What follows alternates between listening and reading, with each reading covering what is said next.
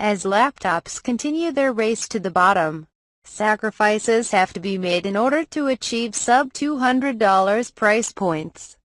Cuts to the RAM, CPU, display, and storage space are usually among the first, and often damage everyday use the most.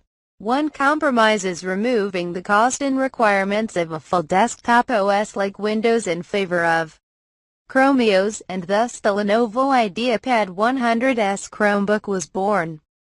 A non-Windows version of the IdeaPad 100S. This Chromebook has roughly the same design and specs, with an Intel Celeron N2840, 2 GB of RAM, and 16 GB of eMMC storage. It's not winning any awards with that setup, but at less than $200. It looks like a good deal on its face.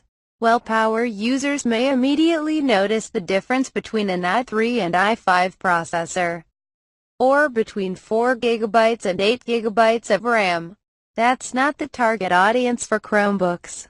When the corners are cut, can the target demographic actually tell the difference?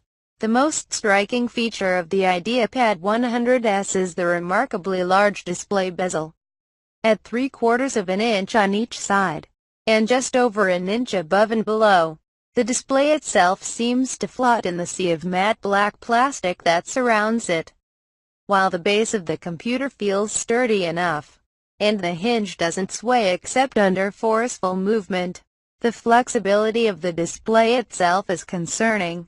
Picking up the system by the screen, or even touching it there to change the viewing angle, can cause visible ripples in the display panel. And that's not the only quality issue. Gaps are noticeable everywhere, and are inconsistent from one side of the computer to the other. In some places, the gaps are wide enough to shove a business card in easily. And in